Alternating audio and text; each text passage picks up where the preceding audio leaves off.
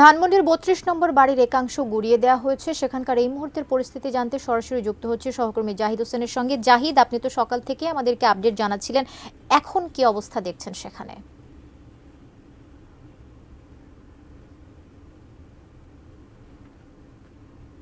করছি ধানমন্ডি ৩২ নম্বরের যে বাড়ি, সে বাড়ি মূলত কাল রাত ৯টা থেকে যেই ভাঙনের শিকার হয়, সেই ভাঙন প্রক্রিয়া এখনও চলছে এবং রাতে কিছুক্ষণ বিরতি দিয়ে মূলত এই সকালে ভোর থেকেই আবারও এই ভাঙার কাজটি শুরু করে এখানে যারা বিক্ষুব্ধ ছাত্র জনতা ছিলেন তারা।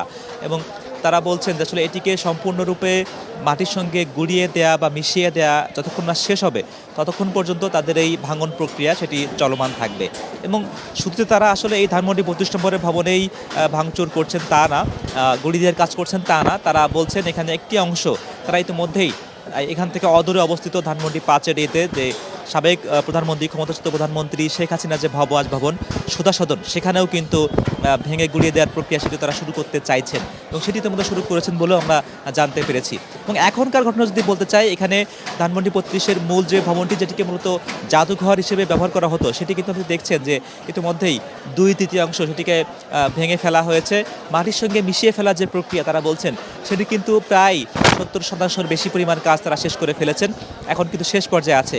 তবে এই ভবনের সঙ্গে যে বর্ধিত অংশটি ছিল, সেই ভবনেরও সেখানে কাল রাতে কিন্তু সেখানে হামলা বলি বা অগ্নিসংযোগ বলি বা ভাঙচুর বলি সেটি কাল করা হয়নি। আজ সকালের থেকে নতুন করে সেখানেও কিন্তু সেই ভাঙচুর বা ভেঙে ফেলার প্রক্রিয়া, সেখানেও মানুষকে আমরা দেখছি। কালার এক্সপার্ট, জর্জ স্যাপ এবং মাইল্ড অন হ্যান্ডস টেকনোলজি সমৃদ্ধ অরিক্স ক্রিস্টাল ওয়াশ আপনার লন্ড্রি এক্সপার্ট। উৎসাহী ছাত্র জনতা তারা সেখানেও কিন্তু ভাঙচুর করছেন, সেখানকার ভিতরে আসবাবপত্র বাইরে ফেলে দিচ্ছেন, সেখানে কিছু বই কিংবা দরজা, কাঠের আসবাবপত্র সেগুলো ভেঙে ফেলছেন। এবং সকালেও ক্ষুদ্র ক্ষুদ্র অগ্নিসংযোগের ঘটনা আমরা দেখেছিলাম, তবে বেশিরভাগ জায়গা জুড়েই এখানে ভাঙচুর চলছে। কেউ কেউ হয়তো বা এখান থেকে তারা লোহার যে জিনিসগুলো সেগুলো ঘরে নিচ্ছেন, তা সেটি ব্যবহার করার জন্য কিংবা তা বিক্রির জন্য। এবং এর পাশাপাশি মূলত বেশি কর্মযজ্ঞ যেটি নিয়ে চলছে সেটি আসলে এখানে ভেঙে ফেলার যে কর্মযজ্ঞ। এবং এখানে ধানমন্ডি ৩২-এর যে ভবনটি, যেটি মূলত ঐতিহাসিক একটি ভবন হিসেবে পরিগণিত হতো, সেটি ইতিমধ্যেই এটি একেবারে ধ্বংসাবশেষে পরিণত হয়েছে। এখানে সকল গণমাধ্যম কর্মী যেমন উৎসুক দৃষ্টিতে আমরা দেখছি যে আসলে এই ভাঙন প্রক্রিয়াটি হচ্ছে। এবং যারা ছাত্র জনতা আছেন তারাও সকাল থেকেই নতুন এক উদ্যমে, নতুন এক উৎসাহে তারা আবারও এই ভাঙন প্রক্রিয়া শুরু হয়েছেন।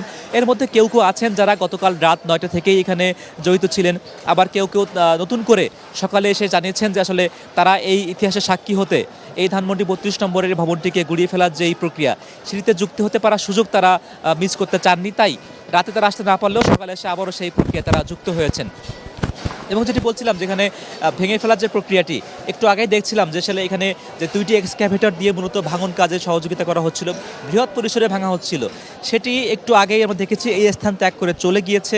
আমরা যতটুকু জানতে পেরেছি এখানে অন্য আরও একটি শিফট পরিবর্তন করে অন্য কোনো এক্সক্যাভেটর কিংবা বুলডোজার সেগুলো এখানে আনা হবে। রাতের যে টিমটি এখানে ছিল তারা অন্য কোনো জায়গায় চলে গিয়েছেন বলে আমরা জানতে পেরেছি। এবং একই সঙ্গে যেটি বলতে হয়, এখানে এই ধানমন্ডি ৩২-এর সামনেই কিন্তু সাবেক রাষ্ট্রপতি শেখ মুজিবুর রহমানের একটি প্রতিকৃতি ছিল, যেখানে মূলত আওয়ামী লীগের পক্ষ থেকে বিভিন্ন জাতীয় দিবসগুলোতে, বিভিন্ন আওয়ামী লীগ কেন্দ্রিক যে সকল দিবসগুলো ছিল বিশেষ করে, সেগুলোতে কিন্তু সেখানে পুষ্পস্তবক অর্পণ করা বা জাতীয়ভাবে দিবসটি পালন করা হতো, সেটিকেও সেখানে সেটির অবয়ব সেটি ভেঙে ফেলা হয়েছে।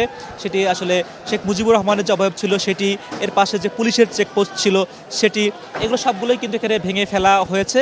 এবং যতটুকু অবশিষ্ট আছে সেটুকু ভেঙে ফেলার কাজ ইতিমধ্যে এখানে চলছে। তবে এই মুহূর্তে হাতে করে হাতুড়ি দিয়ে কেউ ইট ভাঙছেন, কেউ ভবনের দেয়াল ভাঙছেন, সেই প্রক্রিয়াটি মূলত চলমান আছে। এক্সক্যাভেটর কিংবা বুলডোজার সেগুলো এই মুহূর্তে এখানে কর্মে নিয়োজিত নেই, এমন চিত্রে আমরা ধানমন্ডি ৩২ নম্বরে যে ভবন কিংবা জাদুঘর সেটিতে আমরা দেখছি। কবিতা, পরবর্তী বুলেটিনে নিশ্চয়ই এই ভবন ভাঙার যে কার্যক্রম তা নিয়ে সর্বসচেতনতায় আবারও যুক্ত হব। আপাতত এ পর্যন্তই।